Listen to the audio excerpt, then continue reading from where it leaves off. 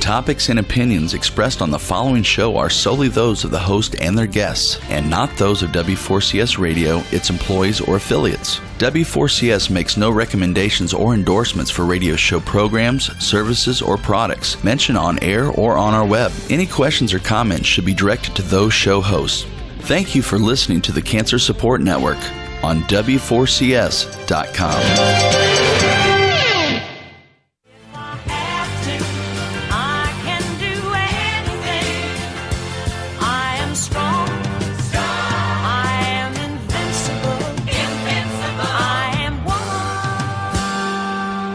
Hello, everyone, and welcome back to Survive and Live Well, tips to treat and beat cancer. As always, my goal is to empower you with information to help you regain control of your health. So today I have the extreme pleasure of chatting with my good friend, Dr. Kelly Turner, a Harvard grad who went on to get her master's and PhD at the University of California at Berkeley. Kelly is a researcher, lecturer, and consultant in the field of integrative oncology. Her specialized research focus is the radical remission of cancer, which is a remission that occurs either in the absence of conventional medicine or after conventional medicine has failed. Her research is summarized in her book, Radical Remission: Surviving Cancer Against All Odds. Kelly, thank you so much for joining us today. This is very exciting. Oh, well, thanks for having me, Elyn. I always enjoy being on your show. Well, it's great to have you back here again. So, Kelly, you traveled the world and interviewed well over 100 people and studied something like 1,000 cases of healing stories. So I first have to ask you to tell us how it is that you got on this incredible mission. Well, I started working with cancer patients because I had lost loved ones to cancer. Unfortunately, as you know all too well, 1 in 3 people will be diagnosed with cancer, and it is currently the number 2 killer in the U.S. on its way to number 1. So the first 2 deaths in my life were unfortunately due to cancer, and one of them was a good friend of mine who passed away when we were both just 16. So that was sort of a formative moment for me in my life, and after Harvard, I decided to go back to school to be a counselor for cancer patients. That was just sort of my calling, and I wanted to give back in that way. So that's what I was doing. I was just counseling cancer patients. I was doing psychotherapy with them, helping them with the emotional ups and downs, and then my whole world sort of changed because I came across my first case of radical remission.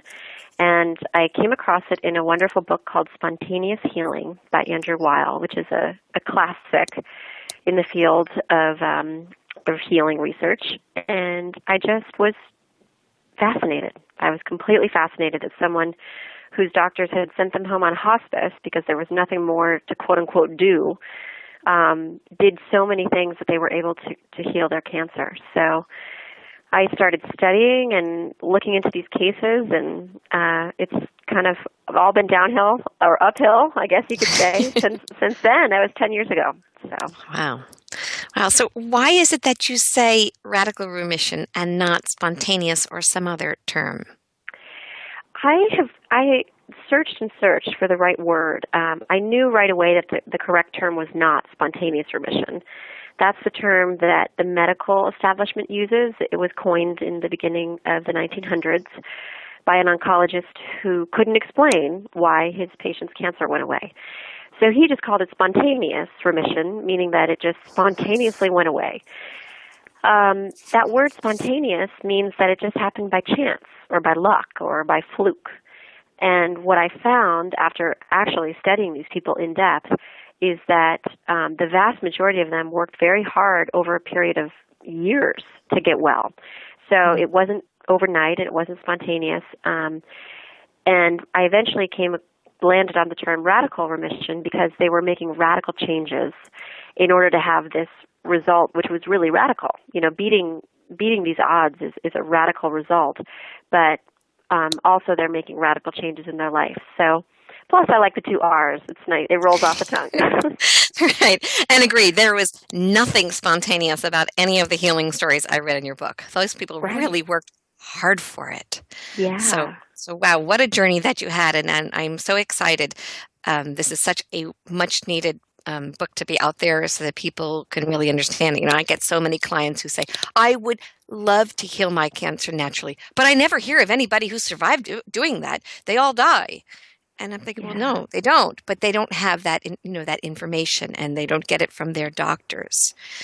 So this is so wonderful. So how often would you say that there is a radical remission, having now done all this research? Well, that's a great question. That is the question, and that ties into what your patient said, which is, do these things really happen? I thought everyone just passed away when they tried to use natural methods. The problem is that we don't know how often radical remissions are happening. And the reason we don't know is because these cases are not tracked. So right now, every case of cancer that's diagnosed is tracked in something called the National Cancer Registry, at least here in the United States. That's what's happening. But so all the people that I studied are in that registry because they were diagnosed officially. I only study people who have official diagnoses. But if they stop treatment and never go back to their doctor, then their case is sort of, lost in the registry. Or even if they come back to their doctor and say, "Hey, guess what? I'm still here. I'm in remission now. Remember when you told me there was nothing more we could do? Well, here I am." Alive and kicking. Right. A box just gets checked that says in remission. There's no box that says, after chemotherapy failed to work and after surgery failed to work, they did this, this, and this. They just simply are moved to the remission side of things. And in fact, if they had any chemotherapy or surgery or radiation, their remission is attributed to that. So that even skews those statistics of whether or not. Just going to say that. Just going to say that. That is so wrong. Right. So there's unfortunately no box to check right now in the National Cancer Registry of when people are using these non-conventional medicine methods. And so they're not tracked. We don't know how often they're happening. The most prevalent number that is floated around medical journals is 1 in about 60,000 cases has a radical remission. I actually think that the number is much higher than that. In my estimation, I have estimated that for every one case that's published, there are 100 more that go unpublished. And there are 1,000 cases, more than 1,000 now, that have been published in medical journals. So there's at least 100,000 of these cases in my estimation. And perhaps, I've talked to some people in this field that think that it's much, much higher than that. So do these methods work for everyone all the time? Certainly not. And there are certainly cases of people who have tried natural healing methods and it hasn't worked for them. Mm-hmm. I'm always very careful to say that I'm not against Western medicine, and I'm also not encouraging people to do the factors in my book instead of Western medicine. What I'm doing is starting a discussion about the fact that these people exist, these healings happen, and they deserve to be studied.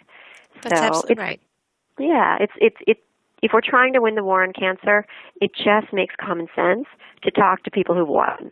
And even if they've won in ways that we can't understand, we still need to talk to them and ask them as many questions as we can think of. And believe it or not, almost everyone I studied told me that I was the first person, from a researcher standpoint or, doctor, researcher, scientist, to ask them what they did to heal. So we need to study these people, and no one has been studying them up until now. That's right. It's a huge need because, again, there's nothing wrong with conventional treatment. There's nothing wrong with going holistic, and there's nothing wrong with doing a little of both. But the point is that people need to know that they have options. And as you say, one of the reasons that so few of these cases are documented is because most people are pushed right into conventional. They don't even know that they have another option. So they never had the opportunity to try and heal it naturally. And two, they're usually dismissed by their oncologist, or they just go away because they don't want to go back and get yelled at. So they just go on and heal themselves and go on their merry ways. So right. I think this is just very, very important information. And what I heard really throughout the book was some people were told there's nothing we really can do for you, or our treatment is probably not going to help you. Maybe it'll give you a few extra months. But they really had to go out and find another way of healing. So they were motivated. Yeah, and I think that's hopeful, too, to know that, it's not like I'm just studying people. I do study people who, for their own personal reasons, choose not to use conventional medicine from the get-go. And that's amazing in and of itself, that, that this disease can be turned around using other methods. But I think perhaps more inspiring or more comforting is for people to know that even if you've tried everything Western medicine has to offer, when your doctor says there's nothing more we can do, there are some people who have, after hearing those words, managed to turn things around. And it's simply just nice to know that that even has happened once. And, for my research, it's happened thousands of times. Right. And it actually creates the one thing that allows a person to heal, and that is hope. Without hope, you cannot survive. If there's hope that there is another way beyond what is being currently offered, where they say, we have no hope for you, if once you have hope, you can go out, and it gives you that power. Yeah, it gives you what the healers that I've interviewed would call chi. It gives you life force when someone gives you hope that there's a possibility of change. There's two things that makes me think of. The first is the idea of false hope. And I'm very quick to mention in my introduction that it is not my intention at all to raise false hope. It would only be false hope is if the stories I were sharing were false. But these stories aren't false. They're true. These people actually healed. They actually had cancer, and they actually healed. So these are true stories. They're not false stories. The other thing that would lead to false hope is if I were to say, if you do these 9 factors, you will cure your cancer. That is not what we're saying. My research is preliminary. It's exploratory research because no one was researching these people, so we have to start at the beginning. But and I'm very quick to say that these results are exploratory. They are preliminary. You shouldn't. But they are real. Right, but they are real. But they're real. These are real results. This is really what these people did. But they're not generalizable at this point. We're going to need about 50 years of randomized blind controlled trials before we know whether these 9 factors have a significant impact on cancer survival or not.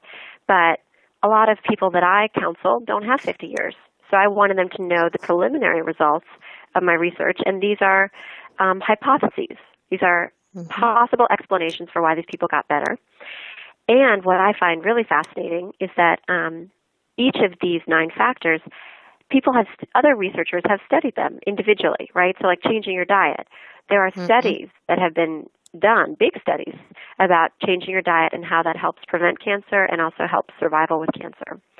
So even though no one's done a randomized control trial on all 9 of these factors right now, each of these 9 factors has been studied individually by other scientists, and they've all been shown to boost the immune system, either directly or indirectly. That's right, and I would argue that these factors are important for all cancer patients, no matter what path they take. And they are also just as important for those wishing to avoid becoming a cancer patient.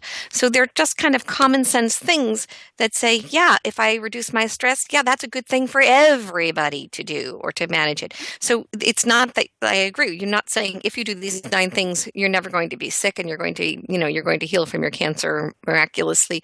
No, but they're really common sense things that everybody can do.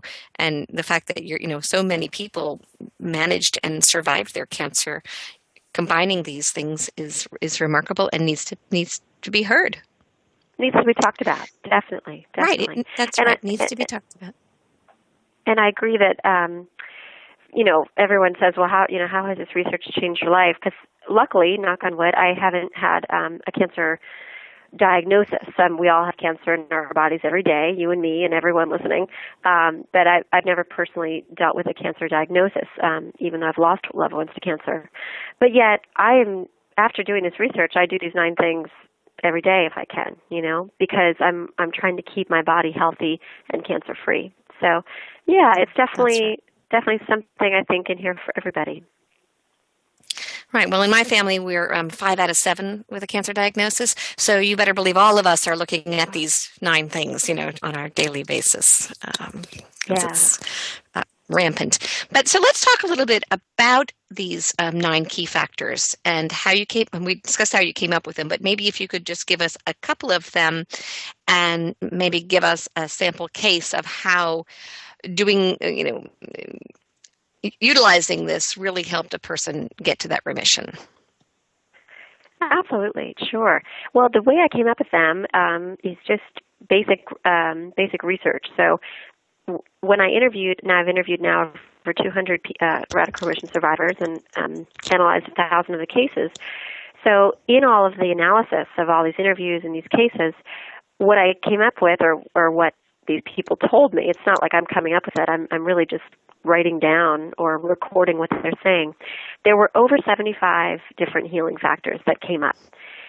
So these are 75 different things, physical, mental, spiritual, that people are doing, are telling me that they are doing to try to heal their bodies. Now, when I looked at the frequency of these 75 factors, I noticed that almost everyone that I studied was doing 9 of them. Not all 75, but almost everybody I studied did these 9. And so, people always say, well, what are the top 5 or what are the top 3? And I say, well, unfortunately, I wish there were 3. It'd be a much shorter book, but there were top 9. So that's how I came up with them. These were the 9 most frequent healing factors used by almost everyone. And they range from, physical to mental to spiritual. So, and your listeners better than me, Elyn. So which of these, we're not going to have time to get into all 9 today. But, right. The physical ones are changing your diet and taking herbs and supplements, which I know you talk about a lot. And right. the other 7, believe it or not, were emotional or spiritual, which really surprised me because I thought there'd be many more physical ones.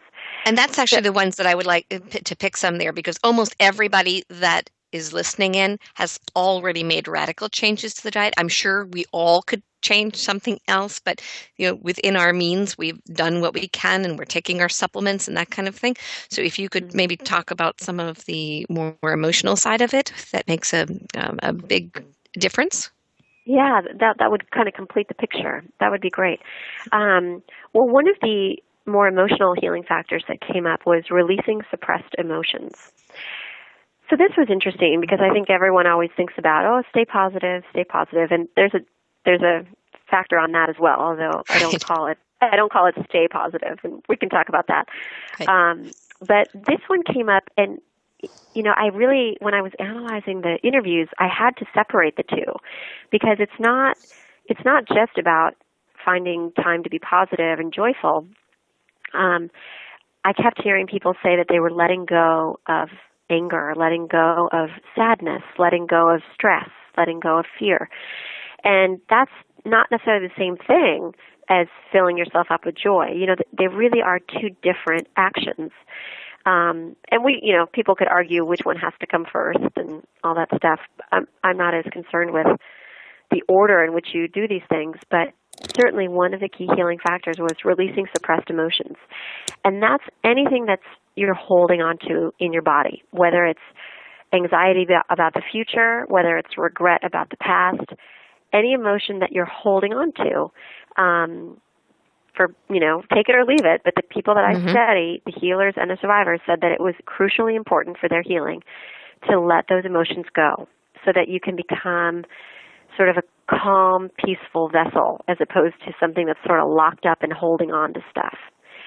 So that was really interesting to me.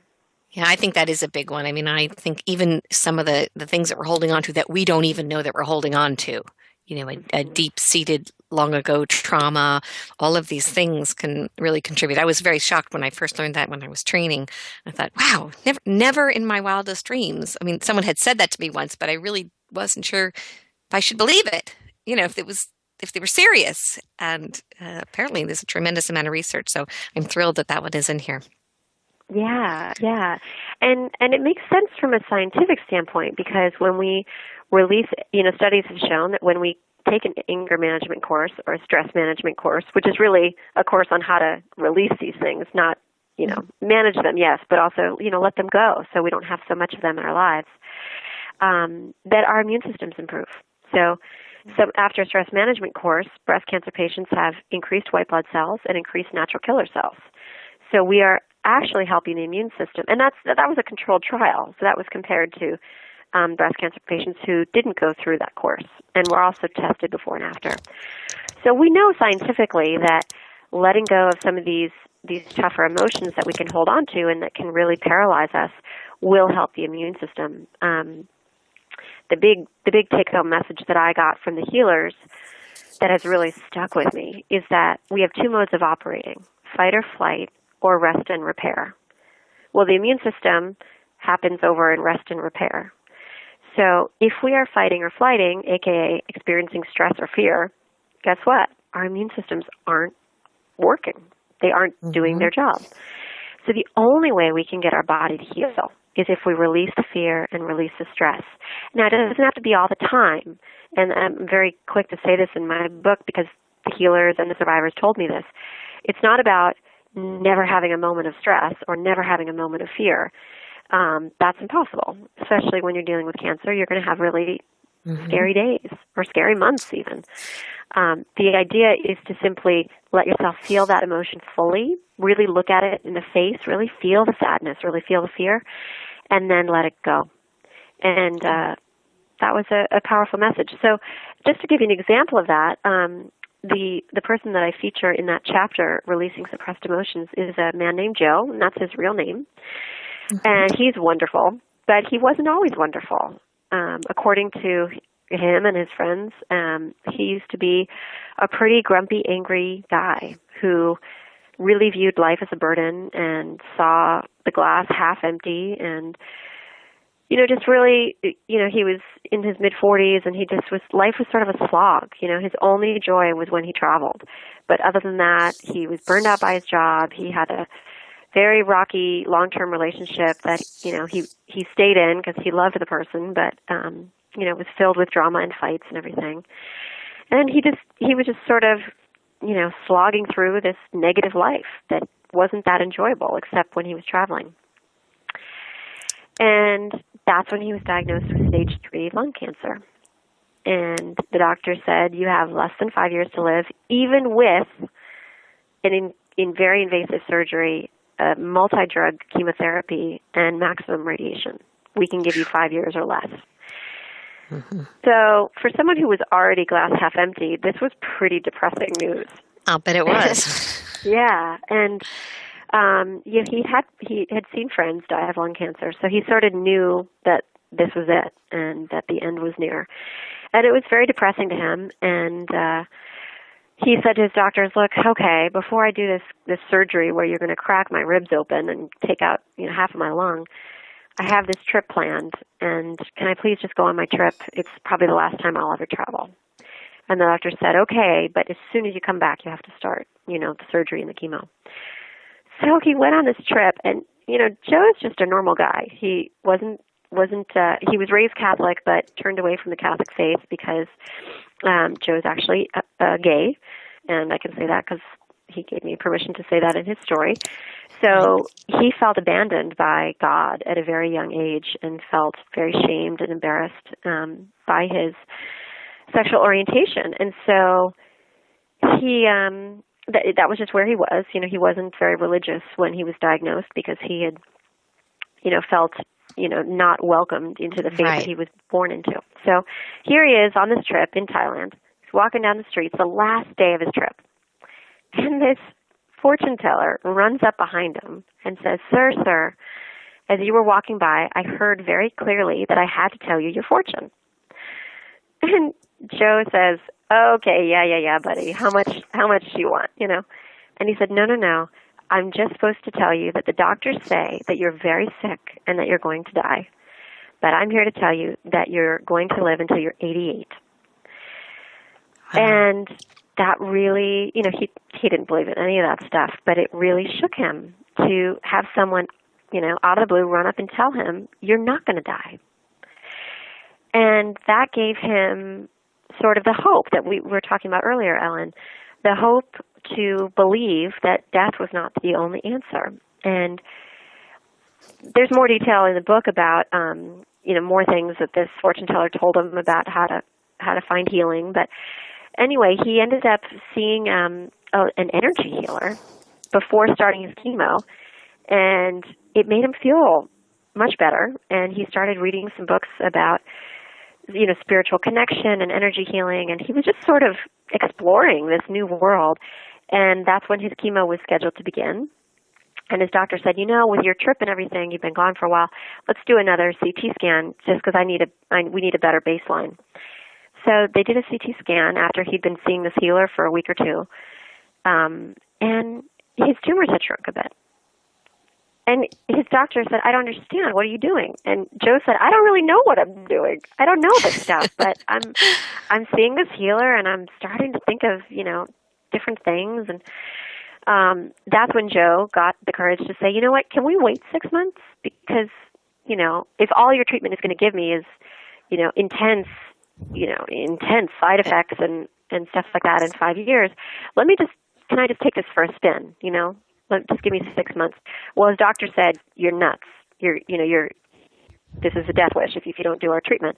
Yeah. But, of course, we can't force you. And so he said, I'm just going to take 6 months. So he did 6 months of intense healing work, and that ranged the gamut. He did almost all the 9 factors. And really, dug deep, including releasing his anger towards God. And he realized that he had been feeling separate from God and angry at God for, having shunned him for this sexual orientation choice. And it was, eating a hole in his heart. And so with the work of the healers and the Reiki people and the therapists and stuff that he was seeing, and he did some supplements and he did some other things as well, he really released these emotions that he had been holding on to since he was a young boy. And was told he was a sinner and stuff like that. And so, and I'm not sure what the views are of your listeners, and really everyone has their own right to their own opinion. But the point here is that he was holding on to anger, and he was holding on to it for many years.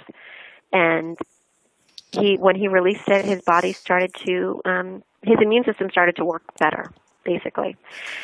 Long story short, he just celebrated his 5-year anniversary of his diagnosis, and his tumors are actually still there.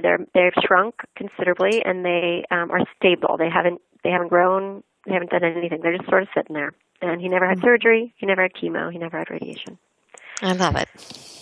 Yeah. I love a story like that because, again, given 5 years, even with all the horrific treatment, does give the person that kind of spark to say, well, let me just see what else I can do. And not that he originally embarked on that. This was sort of came to him by an accident, which many things do. Things actually aren't accidents. They happen for a reason. And in this case... Joe, and just to clarify, Joe was always intending to use Western medicine. Right. He just kept postponing it every 6 months. He literally got a CT scan every 6 months, and the tumors would either have shrunk or stayed stable. And he'd say, well, how about another 6 months then before we start that chemo of yours? And that's what he did. He basically lived his life in 6-month increments, healing, and every time he got a clean CAT scan or a CAT scan that showed no better clear, he would plan another trip because he loves to travel. And so he was giving himself things to look forward to and things to enjoy. Yeah, remember that was a great story in the book. I loved that one. I loved them all, actually. Each gave a great perspective on what's eating you, not just figuring out what the root cause of your particular cancer is, but really find out what's driving it, and then fixing all the other things that might have been damaged by that one thing. Suppressing that immune system and doing other things that can boost the immune system, including releasing those suppressed emotions. And I loved that whole idea of the waterfall effect. Just, it happens, and then just let it go. Just release it. Let it. Yeah. Feel it fully. Let it flood you, just like you're standing under an emotional waterfall. Mm-hmm. That's what they say to do. Let it flood you. Feel the fear. Feel the anger, and then let it go. Right. Exactly. Okay, so why don't we pick another one? We still have time. Yeah, we still have time. Well, let's see. And another one that goes sort of hand in hand with that, speaking of Joe's love for travel, the last chapter in the book, and again, the 9 factors are, I had to pick an order because it's a book. You have to read it left to right. Right. But they're not in ranking order. It's not like the first one, which is diet, changing your diet. It's not that that's more important than the rest. This is my preliminary results from my research, and these are just the 9 most frequent factors. So we're not at a position yet, research-wise, to say which one's more important than the rest. And in fact, the healers that I interviewed would say that everyone has a different change they need to make. And that's what I think. Right. I think that we all do. We have the one thing that is really driving our individual cancer. I mean, it may be a lot of problems, but there's usually one really big driver. Mm-hmm. So I'm sorry, you're saying Western medicine hates that. Yeah, Western medicine hates the idea that there could be multiple causes and multiple cures. But the thing about cancer is that it's cellular breakdown. That's what it is. It's a cell that has broken down, particularly, probably in the mitochondria. That's sort of where all the research is pointing towards. So, but a cell can break down for many reasons, just like your car can break down for many reasons, right? You could not be paying attention and drive your car into a pole, or, you could be putting bad gas into your car, and so it could get all, gunked up. There are many different reasons why a cell, and particularly a cell's mitochondria, could break down. Virus, bacteria, toxins. I mean, we know for a fact that toxins cause cancerous tumors. We know that. So it's not to say that things like emotions and stress are always the cause. And in fact, it's very hard to study that and pinpoint that. What we can do is flip it on its side and say, well, regardless of what caused it, what are all the things we can do to help repair this cell? And that's where all of the emotional and spiritual factors come in. Not necessarily because they were the cause, although for some people definitely thought, I have people that I interview that say, my job was killing me. I know my job was killing me. And when I left my job and I had the bravery to leave my job, everything started to change. So, there could be emotional or stressful reasons that are, related to a certain person's immune system and their particular health challenge. But really the focus of my research is not so much on, well, what caused this, but, well, how do you heal? You're here, you have it. What do you do to heal? And one of the other factors that they used to help heal was simply just having strong reasons for living. And it sounds kind of simple and non-scientific, and I can talk about how there's actually science behind it. But having strong reasons for living does not mean that you are, how can I say this? The people that Don't be afraid to die. Just have a strong desire to live, right? Yeah, the fear of death thing. I always like to bring that up because the people that I study, some of them weren't afraid of death. Now, some of them were, and were trying to avoid it. But some of them said, when it's meant to happen, it will happen. When my time is up, my time is up. But until then, guess what? I still really want to be here. There are things I want to do. And the woman in that chapter that I highlight, her name is, we'll call her Donna because she asked me not to use her real name. But I can assure you, I've seen her medical record. She is a real person who had stage 3 colon cancer, and she had just retired. So she was ready to, finally enjoy life. And she ends up in the emergency room with a blocked colon because the tumor had completely blocked her digestive system. Waking up with emergency surgery and a colostomy bag hanging off of her. So this was really serious. And it completely blindsided her, and they tried to give her chemo, which was the next step, but her body wouldn't tolerate it, and she ended up in the ICU, the intensive care unit, and was at death's door. And they said, there's really nothing more we can do. We can't give you the chemo because your body can't tolerate it. We have this experimental drug, but it hasn't been shown to really work. So, it's kind of time to put your affairs in order and say your goodbyes. And this woman is so spunky. I wish that the whole world could listen to her, and maybe I'll convince her to come on a radio show once. But she sounds like she's 30, first of all, and she's in her mid to late 60s now. But she says, I just wasn't ready to go. And I said, I'm not going to put my affairs in order. I've got grandchildren, and I've got one on the way. She had one grandchild that she had been waiting years to be with when she retired, and then there was a second one on the way. And she said, I'm not going anywhere. I'm not going to go there. I'm not leaving. I'm here to see my grandchildren. I just retired. I'm going to be here and be with them. And that sort of energy that she put towards her healing allowed her to be open to anything and everything that came her way. And I think that from an Eastern standpoint, Eastern philosophy of healing, alternative medicine, the healers that I study would say that she, by having that strong will to keep living, no matter what, to keep living in this body, she was pulling in a lot of chi, a lot of life force into her body. Now, from a Western standpoint, you're pulling in a lot of oxygen, and you're pulling in a lot of nutrients from your food because you're eating, you have an appetite, you literally have energy. And when you have energy, your systems are working. When you're not moving and not doing anything, your systems start to, slow down and not work as well. That's right. Okay. Yeah. How does this relate to your healing? I mean, I know your listeners probably know your background and stuff, but do you relate to the idea of having strong reasons for living? Absolutely. I remember going through it and saying, I have to make the best decision for me. I've got a 3-year-old and a 4-year-old, and I'm not ready to die. And I remember even when they were trying to talk me into taking the tamoxifen, and I said no. And my doctor said, well, take the tamoxifen, and you'll live longer. And I said, Doctor, I have no intention of dying but from my cancer. I intend to grow to be a little old lady. Like, certainly not going to die of the treatment. And I just had so much I wanted to do. I was definitely not ready to die. I had a whole life ahead of me and 2 wonderful little kids. And so I definitely had the will and strong reasons for living. It wasn't like, oh, I hate my life. Oh, whatever, or if I have to do that, yeah, okay, what are they going to do to me now? It was more like I wanted to be in the driver's seat, and I was going to make sure that I got to succeed, that I could, carry on my life and do all the things that I was meant to be here for, which was part of the reason that I changed everything that I did.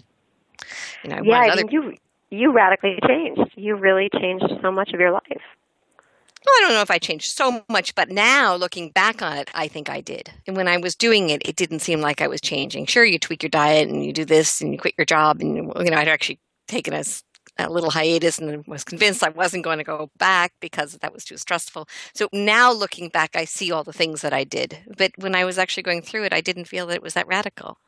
Some things, were different, but it was more like that was my plan. I didn't think of it as, gosh, I have to do this and I have to change that and I have to do this. It was more like my life plan, my roadmap. This is what I'm going to do. Yeah, it's what you wanted to do. Yeah. Right. It's what I wanted to do in my mind. That's what was going to help me survive, as opposed to things that people were making me do. And to me, that brings us. That segues perfectly, Elyn. I don't know if you meant to do that, but it segues perfectly into another of the 9 factors, which is taking control of your health. And what that means is just making yourself the CEO or the head doctor. Not to say that we know more than experts or anything, but when it comes to you and your healing, the people that I study, when they began their healing journey and started to turn things around, one thing they all had in common is they took over the driver's seat when it came to health. They treated their doctors and their friends and their family and their advisors and their naturopaths and everything as advisors to them. And they listened to everyone's opinion, and in the end, they were making the decision. And you're an excellent example of that. You really have taken the driver's seat of your health. Well, I really loved that part when you started to talk about your 3 points for taking control of your health and how important, and you started talking about how, what the word patient meant. I thought that was great. I don't know how I ever missed that the word patient comes from the Latin words that mean that we should expect to suffer or submit. And while certainly our doctors don't want us to suffer, they do want us to submit to their protocol, whether or not we personally believe in our guts that is the right path for us. And to me, if you don't feel comfortable with the treatment that they're proposing, or even the one that you're thinking of, then that's not the right path for you. I think people have to definitely, as you say, take charge and make sure you feel right inside that is the treatment that is going to heal you or extend your life or whatever your particular goal is given your situation. Yeah. So maybe you can talk about those 3 points. I think they were great. Oh, yeah. Well, the first one is, the point that you're talking about is the idea of, what being a patient means right now in the United States healthcare system. And what that means is being submissive, and that's the Latin root of the word.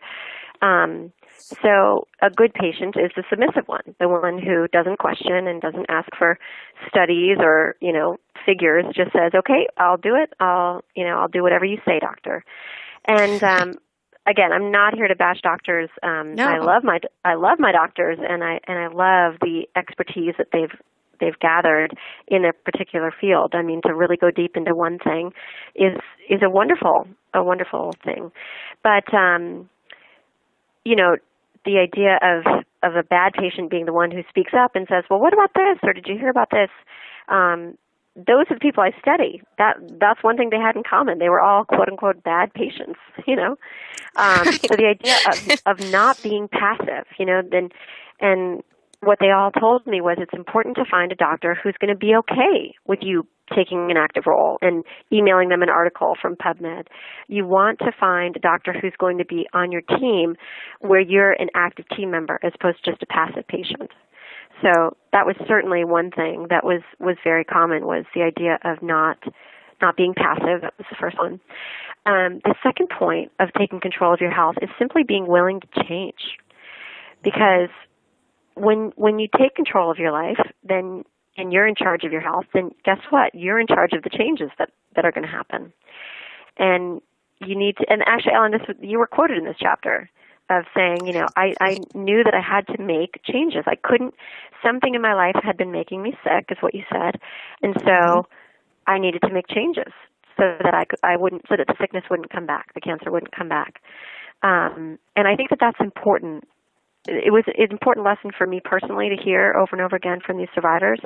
But I think just in general, we have this idea in the United States that when you're sick, you take a pill and then it's fixed and then you go back to life as normal. But the people that I study have a totally different take on it. They think that when you're sick, it's because something that you've been doing led you to be sick, whether you know it or not, right? You may not know that there's asbestos in your office. You may not know that there's toxins in your water. So you may not know it, but something about your life, whether physical, emotional, or spiritual, is causing this breakdown. And so you don't want to take a pill to then go back to your old life. You want to change something about your old life so that the sickness doesn't come back. That's right. And that really is it's so important. Like I said, I didn't think of it as being a hardship. To me, it was like, okay, I got to fix what's broken. Whatever it is, I got to fix it. Got to change it.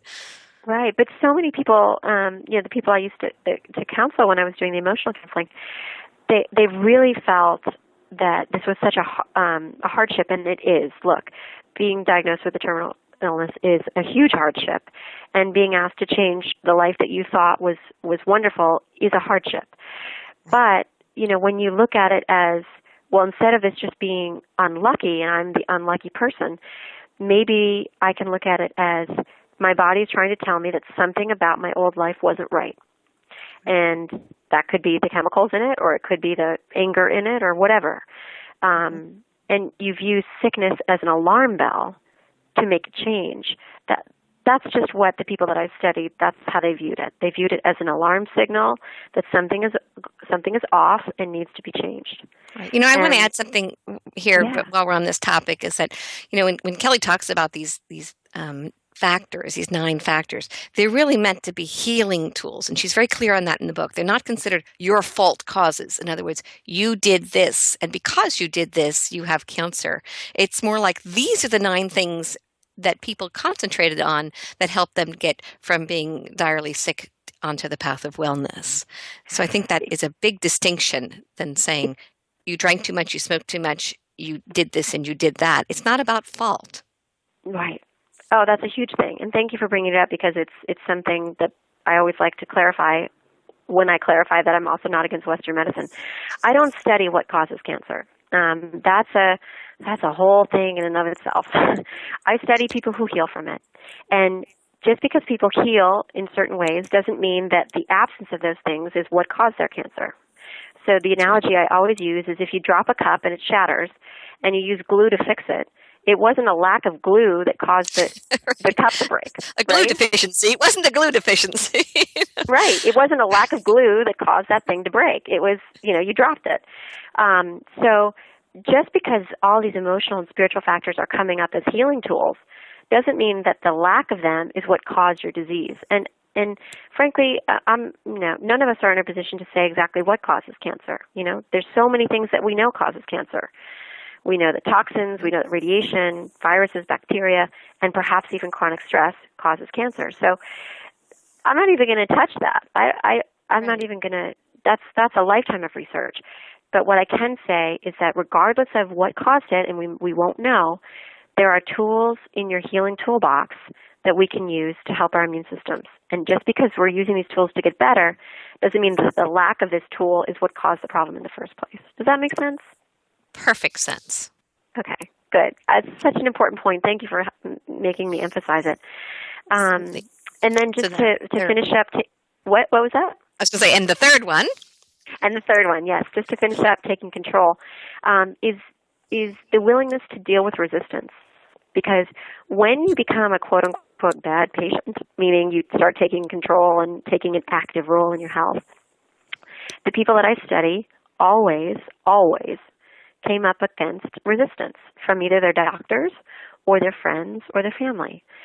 And you need to be ready to face that and to be strong enough in your decision to take control to withstand a little bit of resistance.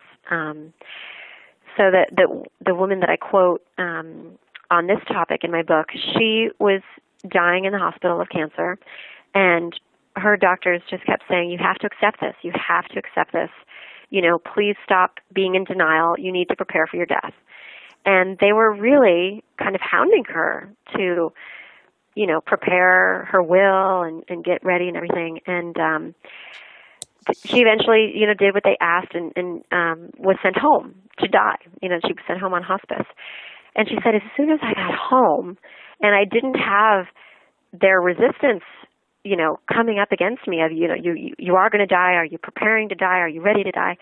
She said, as soon as she was away from that, she just started to feel better and lighter.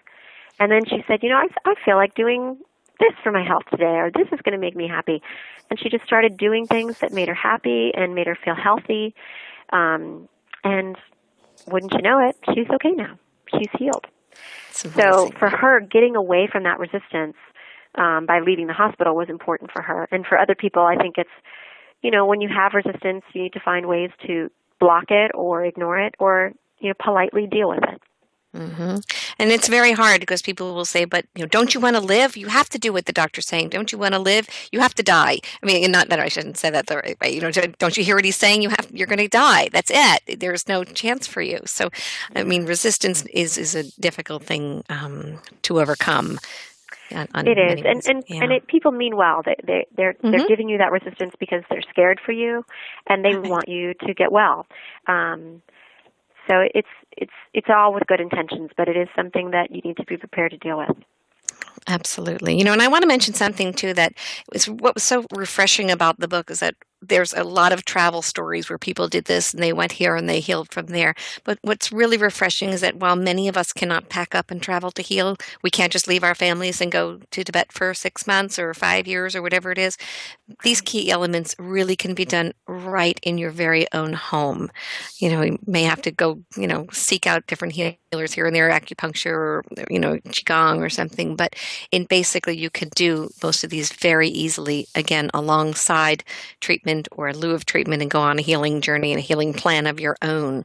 But you don't have to feel like you have to do so much. The stories really just explain that it is possible, how these different things can make such a life-changing factor in your life. So. Yeah, absolutely. What I always say about these 9 factors is they don't cost anything but your time. That's right. And your dedication. And your effort, your time and your effort. Right. When it comes to what you're eating and how you're thinking and feeling and dealing with emotions, none of that has to cost money. I mean, herbs and supplements do cost money. That's the one thing. Of course. But you can try to grow them too in your backyard. There's some wonderful herbs like garlic. That's just a wonderful healing herb. Healing food, I should say. But, with the exception of herbs and supplements, and obviously changing your diet, we obviously need to pay for our food. The rest and of the treatments, right? The acupuncture and things we still have to pay for, but at least maybe we can do it from home, as opposed to traveling. You don't have to travel to the ends of the earth. Yeah. Right.